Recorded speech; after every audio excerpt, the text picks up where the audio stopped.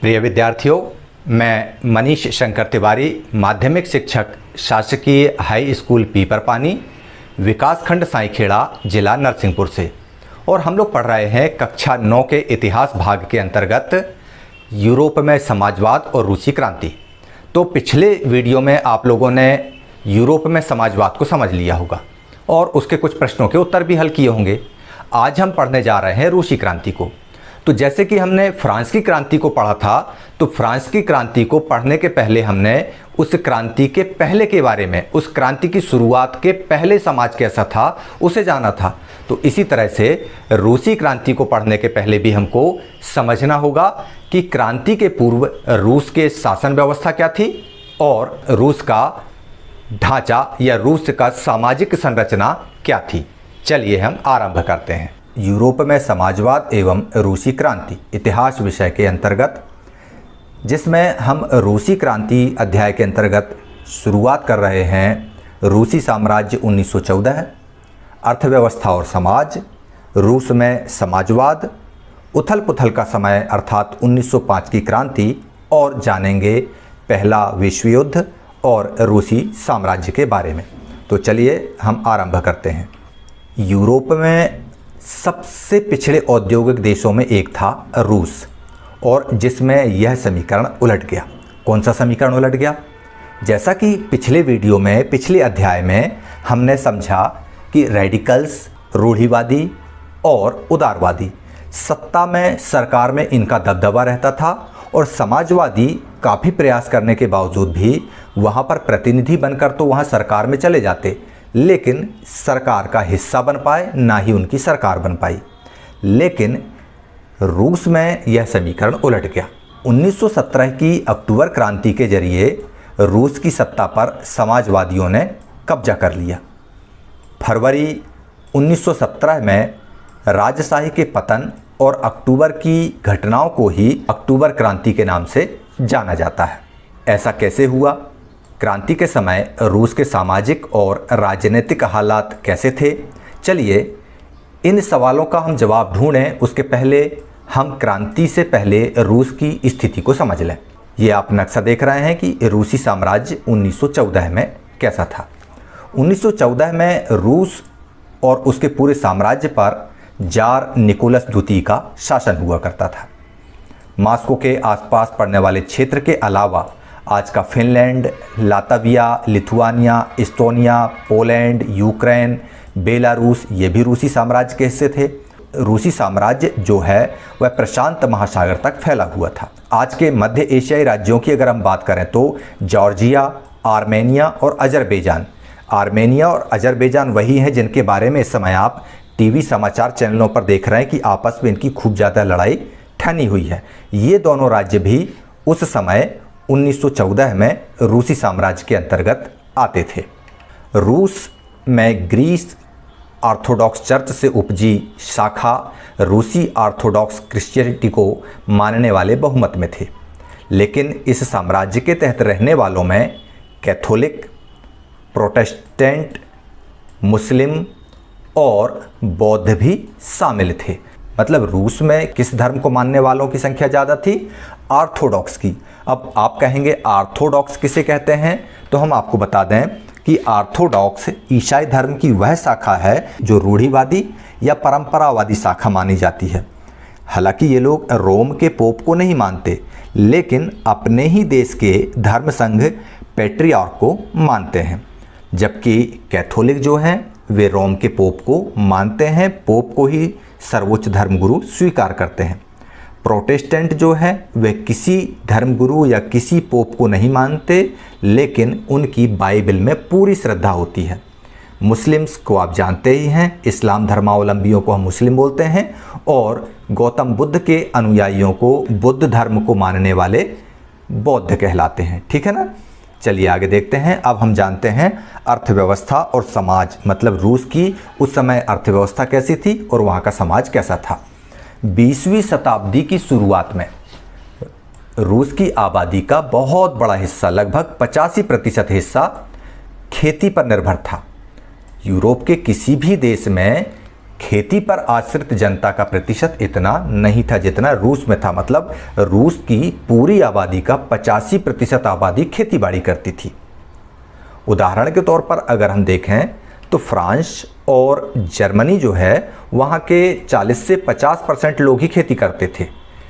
रूसी साम्राज्य के जो किसान थे वे अपनी ज़रूरतों के साथ साथ बाजार के लिए भी पैदा करते और इस तरह से रूस अनाज का बहुत बड़ा निर्यातक देश था। स्वाभाविक है जब 85% लोग 85% लोग खेती करेंगे और अन्य आसपास के देशों में केवल 40 से 50% खेती होगी तो खेती से उपजी फसल के निर्यात के मामले में रूस को तो अव्वल होना ही था। तो ये आप लोगों ने सुना, सारे यूरोप में रूस ही एक ऐसा देश था जो सबसे ज़्यादा पिछड़ा हुआ था औद्योगिक रूप से। खेती किसानी ज़बरदस्त थी। 85% लोग वहाँ पर खेती किया करते थे। 15% लोग जो थे वो कारीगर थे और अन्य व्यवसायों में संलग्न थे। खेती तो इतनी हो जाती थी कि वे अपने देश से अन्य देशों को निर्यात भी किया करते थे। उसी समय जबकि फ्रांस और जर्मनी जैसे देशों में केवल 40 से 50% लोग खेती किया करते थे, रूस में 85% लोग खेती करते थे। यहाँ पर आकर वो व्यवस्था बदल गई। कौन सी वाली? जो पिछले वीडियो में हमने देखा था कि यूरोप में समाजवाद की एंट्री जो हुई वो रूस के माध्यम से हुई। इसके पहले समाजवादी सरकारों में प्रतिनिधित्व के बतौर, सांसद के बतौर तो शामिल हो गए लेकिन सरकार नहीं बना पा रहे थे। रूस ने इस समीकरण को बदल दिया। रेडिकल्स, रूढ़िवादी और उदारवादियों की सत्ता में आने के सपनों को पानी फेरकर समाजवादियों ने वहाँ पर सत्ता हासिल कर ली और जिस क्रांति के माध्यम से उन्होंने सत्ता हासिल की उस क्रांति को बोलते हैं अक्टूबर क्रांति। चलिए हम आगे इसी को समझते हैं। रूस में लेकिन एक बात की गड़बड़ी थी, वो थी यहाँ पर उद्योग कम थे। सेंट पीटर्सबर्ग और मॉस्को ही प्रमुख औद्योगिक इकाई के रूप में स्थापित थे। हालांकि उत्पादन जो है वह ज़्यादातर कारीगर ही करते थे, लेकिन कारीगरों की वर्कशॉप के साथ साथ बड़े बड़े कल कारखाने भी मौजूद थे। मतलब सेंट पीटर्सबर्ग और मॉस्को में बड़े बड़े कल कारखाने तो मौजूद थे, लेकिन अधिकतर जो जनता थी वह अपनी आवश्यकताओं की पूर्ति के लिए सबसे ज़्यादा निर्भर कारीगरों की वर्कशॉप पर थी। बहुत सारे कारखाने 1890 के दशक में चालू हुए थे जब रूस में रेल नेटवर्क फैल रहा था। उसी समय रूसी उद्योग में विदेशी निवेश भी तेज़ी से बढ़ रहा था। इन कारकों के चलते कुछ ही सालों में रूस जो है वह कोयला उत्पादन में 2 गुना और स्टील उत्पादन में 4 गुना वृद्धि कर पाया। किसके कारण? विदेशी निवेश होना और रूस में रेलवे का नेटवर्क फैल जाने से। सन 1900 तक कुछ इलाकों में तो कारीगरों और कारखाना मजदूरों की संख्या लगभग बराबर हो चुकी थी। मतलब 1900 की बात करें तो जितने कारीगर थे उतने ही कारखानों में काम करने वाले मजदूर थे। अब कारीगर और कारखाना मजदूर से मतलब कारीगर वे लोग जो कुशल श्रमिक थे, जो अपना वर्कशॉप स्वयं डालते थे, और कारखाना मजदूर मतलब जो बड़े बड़े कारखानों में काम करने वाले लोग थे। तो उनकी संख्याएं लगभग बराबर हो गई थी। दैट मीन्स वहाँ पर कल कारखानों में काम करने वाले मजदूरों की संख्या और वर्कशॉप्स की संख्या लगभग बराबर हो गई थी। कब? सन 1900 में। ज़्यादातर जो कारखाने थे वे उद्योगपतियों की निजी संपत्ति थे।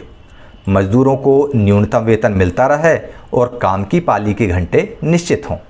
इस बात का ध्यान रखने के लिए सरकारी विभाग बड़ी बड़ी फैक्ट्रियों पर निगरानी भी करते थे। वो ये देखते कि कहीं मजदूरों का शोषण तो नहीं हो रहा, ऐसा तो नहीं कि कहीं उनसे ज़्यादा घंटे काम कराया जा रहा हो। हालांकि फैक्ट्री इंस्पेक्टर भी इन उल्लंघन को रोकने में कामयाब नहीं हो पाते। कारीगरों की इकाइयों और वर्कशॉपों में काम की पाली 15-15 घंटे तक खिंच जाती, जबकि कारखानों में मजदूर आमतौर पर 10 से 12 घंटे की पालियों में काम करते थे। मजदूरों के रहने के लिए छोटे छोटे कमरों से लेकर डॉर्मेट्रीज की भी व्यवस्थाएं की जाती थीं। सामाजिक स्तर पर भी मजदूर बटे हुए थे। कुछ मजदूर अपने मूल गांव के साथ साथ अभी भी गहरे से जुड़े हुए थे। बहुत सारे मजदूर स्थायी रूप से शहरों में भी बस चुके थे।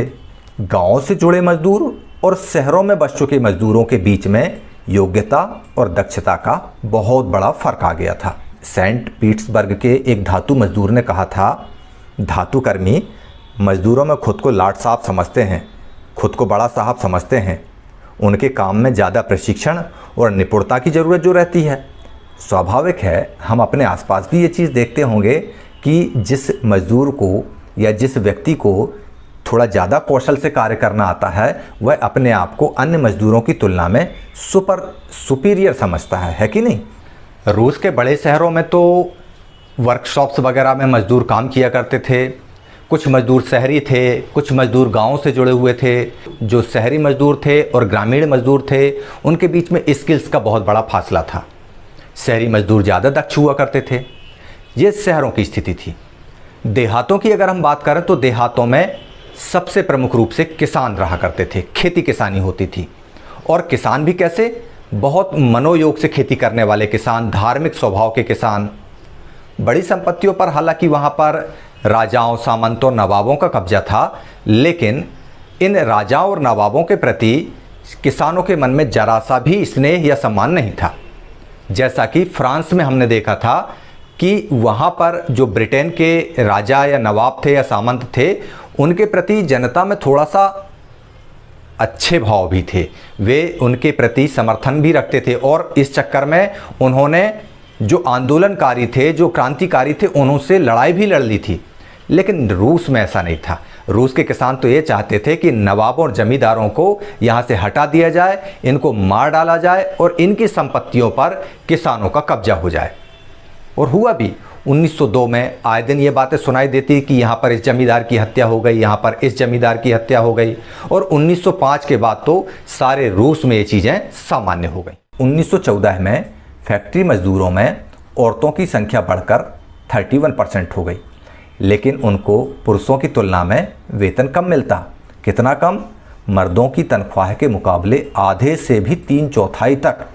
मतलब यदि पुरुष को 1 रुपये मिल रहा है तो स्त्री को या तो 50 पैसे या 75 पैसे का ही भुगतान किया जाता था। मजदूरों के बीच मौजूदा फासला उनके पहनावे और व्यवहार में भी दिखाई देता था। हालांकि कुछ मजदूरों ने बेरोजगारी या आर्थिक संकट के समय एक दूसरे की मदद करने के लिए संगठन बना लिए थे, लेकिन ऐसे संगठन बहुत ज़्यादा नहीं थे। अच्छा, इन लोगों में, मजदूरों में आपसी बहुत ज़्यादा विभेद थे। कुशल मजदूर, अकुशल मजदूर, मजदूरों में भी कुछ गांव के मजदूर, कुछ शहर के मजदूर, इस तरह से इन लोगों में बहुत विभिन्नताएं थी। इसके बावजूद भी, इतने सारे विभेदों के बावजूद भी, जब किसी को नौकरी से निकाल दिया जाता या उन्हें मालिकों से कोई शिकायत होती थी तो सारे मजदूर एकजुट हो जाते और हड़ताल कर देते। 1896-97 के बीच कपड़ा उद्योग और 1902 में धातु उद्योग में ऐसी हड़तालें काफ़ी बड़ी संख्या में आयोजित की गईं। जब भी किसी मजदूर का अहित होता, वे लोग एकजुट हो जाते और मालिकों के खिलाफ हड़ताल कर देते। देहात की ज़्यादातर ज़मीन पर किसान खेती करते थे, लेकिन विशाल संपत्तियों पर अभी भी सामंतों का, राजशाही लोगों का और ऑर्थोडॉक्स चर्च का कब्जा था। मजदूरों की तरह किसानों में भी बंटवारा थे। तो शहरों में जैसे आपने मजदूरों की स्थिति देखी, अगर हम देहातों की स्थिति समझें तो देहातों में ज़्यादातर ज़मीनों पर किसान खेती करते थे, लेकिन खेती पर अन्य संपत्तियों पर किसका कब्जा था? सामंतों का और चर्च का। मजदूरों में भी बंटवारा था, जैसे मजदूरों की तरह किसानों में भी बंटवारा था। किसान बहुत धार्मिक स्वभाव के थे। इक्का दुक्का अपवाद को अगर छोड़ दें तो वे इन सामंतों और नवाबों का बिल्कुल भी सम्मान नहीं करते थे। 1-2 लोगों को भले कर दें, लेकिन बाकी लोगों को हिकारत की दृष्टि से देखते थे ये, किनको? सामंतों को और नवाबों को। नवाबों और सामंतों को जो सत्ता और हैसियत मिली हुई थी, वह लोकप्रियता की वजह से नहीं, बल्कि जार के प्रति उनकी निष्ठा और सेवाओं के बदले मिली हुई थी। यहाँ की स्थिति फ्रांस जैसी नहीं थी कि फ्रांस में क्या हुआ था, क्रांति के दौरान जो ब्रिटेन के किसान थे, न केवल नवाबों का सम्मान करते थे, बल्कि नवाबों को बचाने के लिए तो उन्होंने लड़ाइयाँ तक लड़ डाली। इसके विपरीत रूस के किसान तो ये चाहते थे कि नवाबों की ज़मीन छीन ली जाए और किसानों में बांट दी जाए। बहुधा वे लोग लगान भी नहीं चुकाते थे। कई जगह तो जमींदारों की हत्या भी की जा चुकी थी। 1902 में रूस में ऐसी घटनाएं बड़े पैमाने पर घटी, जगह जगह पर जमींदारों की हत्याएं की जाने लगीं और 1905 में तो पूरे रूस में ही ऐसी घटनाएं घटने लगीं जहां पर सामंतों, जमींदारों और नवाबों की हत्याओं के समाचार आने लगे। रूसी किसान जो थे वो यूरोप के बाकी किसानों के मुकाबले एक और लिहाज से भिन्न थे। इस बात को आप बड़े ध्यान से देखिएगा, उनमें ये भिन्नता क्रांतिकारी भिन्नता थी। क्यों? क्योंकि यहाँ के किसान समय समय पर अपनी सारी ज़मीन जो है वह कम्यून अर्थात मीर को सौंप देते। अपने पास जितनी ज़मीन होती सारे किसान उसके पास ले जाके उसको देते कि लीजिए हमने फसल उगा ली, अब ये ज़मीन आपकी हुई। फिर कम्यून जो है प्रत्येक परिवार की ज़रूरत के हिसाब से किसानों को ज़मीन बांटता था। इसके बाद कम्यून जो है या मीर जो है वह वहाँ जाकर ये कहता कि हाँ, आपके परिवार में इतने सदस्य हैं, आप इतनी ज़मीन पर काम कीजिए, आपकी इतनी ज़रूरत है, आप इतनी ज़मीन पर काम कीजिए। इस तरह से वहाँ पर किसान सारी यूरोप के किसानों से अलग व्यवहार करते थे। चलिए अब हम बात करते हैं रूस में समाजवाद की। 1914 से पहले रूस में सभी राजनीतिक पार्टियां गैरकानूनी थीं। राजा ने सबको प्रतिबंधित करके रखा था। रशियन सोशल डेमोक्रेटिक पार्टी का गठन समाजवादियों ने किया था जो मार्क्स के विचारों को मानते थे, लेकिन सरकारी आतंक के कारण यह पार्टी खुलकर काम नहीं करती थी और गैरकानूनी संगठन के रूप में यह कार्य करने लगी। इस पार्टी का एक अखबार भी निकला, उसने मजदूरों को संगठित किया और हड़ताल आदि के कार्यक्रम आयोजित किए। कुछ रूसी समाजवादियों का मानना था कि रूसी किसान जिस तरह समय समय पर ज़मीन बांटते हैं उससे यह पता लगता है कि स्वाभाविक रूप से समाजवादी भावना वाले लोग ये किसान ही हैं। इसी आधार पर उन समाजवादियों का मानना था कि रूस में जो क्रांति होगी वह मजदूरों के द्वारा नहीं बल्कि शक्ति का जो केंद्र होगा क्रांति का वह किसान ही होंगे। किसान ही क्रांति का नेतृत्व करेंगे और बाकी देशों के मुकाबले में रूस जो है वह जल्दी समाजवादी देश बन जाएगा। 19वीं सदी के आखिर में रूस के ग्रामीण इलाकों में समाजवादी बहुत पॉपुलर भी थे और एक्टिव भी थे। सन 1900 में उन्होंने सोशलिस्ट रिवॉल्यूशनरी पार्टी का गठन कर लिया। इस पार्टी ने किसानों के अधिकारों के लिए संघर्ष किया, मांग की और सामंतों के कब्जों वाली ज़मीन जो थी वह ज़मीन मांगकर किसानों को सौंपी जाए, यह उन्होंने अपनी प्रमुख डिमांड रखी। किसानों के सवाल पर समाजवादी सामाजिक लोकतांत्रिक खेमा एक दूसरा खेमा था। हमने किसकी बात की? सोशलिस्ट रिवॉल्यूशनरी पार्टी अर्थात समाजवादी क्रांतिकारी पार्टी। दूसरा खेमा क्या था? सामाजिक लोकतांत्रिक मतलब सोशल डेमोक्रेट्स। ये लोग जो है इन रिवॉल्यूशनरी पार्टी मतलब सामाजिक क्रांतिकारियों के विचारों से सहमत नहीं थे। इन्हीं में एक थे लेनिन, जिनकी आप तस्वीर यहाँ पर देख रहे हैं। लेनिन का मानना था कि किसानों में एकजुटता नहीं है, वे विभाजित हैं। कुछ किसान गरीब थे, कुछ अमीर हैं, कुछ मजदूरी करते हैं तो कुछ पूंजीपति भी हैं, कुछ नौकरों से खेती करवाते हैं। आपसी इन विभेदों और विभिन्नताओं के चलते वे किसान सामाजिक आंदोलन का हिस्सा नहीं बन सकते। सांगठनिक रणनीति के सवाल पर पार्टी में गहरे मतभेद थे। व्लादिमीर लेनिन जो बोल्शेविक खेमे का मुखिया था, सोचते थे कि जार अर्थात राजा शासित रूस जैसे दमनकारी समाज में पार्टी का अत्यंत अनुशासित होना चाहिए, वरना क्या होगा कि यदि किसी व्यक्ति पर, पार्टी के किसी सदस्य पर यदि सख्ती बरती गई तो वह पार्टी के राज खोल सकता है, अपनी जो रणनीति है वह राजा को बता सकता है। और इसलिए वह चाहता था कि सदस्यों की संख्या व उनके स्तर पर उसका पूरा नियंत्रण होना चाहिए। जबकि दूसरा खेमा था वह था मेंशेविक। वह मानता था कि पार्टी में सभी को सदस्यता दी जाए, ओपन टू ऑल कर दिया जाए। तो इस तरह से आप लोगों ने देखा कि रूस में मजदूरों के लिए, किसानों के लिए भी काम करने वाले दो तरह के दल थे। एक था सोशल डेमोक्रेट्स और एक था सोशल रिवॉल्यूशनरी मतलब सामाजिक क्रांतिकारी और सामाजिक लोकतांत्रिक। सामाजिक लोकतांत्रिक सामाजिक क्रांतिकारियों से इत्तेफाक नहीं रखते थे। उनका कहना था कि किसान जो है क्रांति का अग्रदूत इसलिए नहीं हो पाएगा क्योंकि कुछ किसान स्वयं मजदूर रखे हुए हैं, बड़े हैं, और जहाँ पर निरंकुश जार या राजा निरंकुश है वहाँ पर तो इस तरह से गैरकानूनी तरीके से अगर हम संगठन चला रहे हैं तो हमको बहुत ही अनुशासित सदस्य चाहिए। जबकि दूसरा खेमा जो मेंशेविक का था वो कहता था नहीं, सारे लोगों को पार्टी का सदस्य बनने दो। जबकि बोल्शेविक्स में जो लेनिन था, उनका मुखिया, वो कहता था अनुशासन बहुत ज़रूरी है। चलिए आगे देखते हैं। चलिए अब हम बात करते हैं 1905 की क्रांति को, जिसको उथल पुथल का समय कहा गया है। रूस एक निरंकुश राजशाही था। अन्य यूरोपीय शासकों के विपरीत 20वीं सदी के शुरुआत में जार राष्ट्रीय संसद के अधीन नहीं था। जैसा कि आपने फ्रांस में देखा था कि जो फ्रांस का राजा था लुई 16वां, उसने गणतंत्रात्मक राजतंत्र को स्वीकार कर लिया था, संविधान को मान लिया था। लेकिन रूस के जो राजा थे, जिसको हम जार बोलते थे, वो राष्ट्रीय संसद के अधीन नहीं आए। उदारवादी इस स्थिति को खत्म करना चाहते थे और उन्होंने मुहिम चला दी। 1905 की क्रांति के दौरान उन्होंने संविधान की रचना के लिए सोशल डेमोक्रेट और समाजवादी क्रांतिकारियों को साथ में ले लिया और किसानों तथा मजदूरों के बीच में काम किया। रूसी साम्राज्य के तहत उन्हें राष्ट्रवादियों जैसे पोलैंड में और इस्लाम के आधुनिकीकरण के जो समर्थक थे जदीदी मुस्लिम, उन इलाकों का भी उनको समर्थन मिल गया। लेकिन अब हम देखें कि रूसी मजदूरों के लिए 1904 का साल बहुत बुरा रहा। ज़रूरी चीज़ों की कीमतें इतनी बढ़ गईं कि उनका वास्तविक वेतन भी जो है वह 20% तक गिर गया। उसी समय मजदूर संगठनों की सदस्यता में तेज़ी से वृद्धि हुई। डेफिनेटली जब आपत्ति या विपत्ति लोगों पर आती है तो वे संगठित होने लगते हैं। रूस में भी यही हुआ। जब महंगाई बढ़ी, वेतन जो है महंगाई की तुलना में बहुत कम हो गई, तो मजदूरों ने अपने संगठनों में सदस्यता लेना शुरू कर दिया।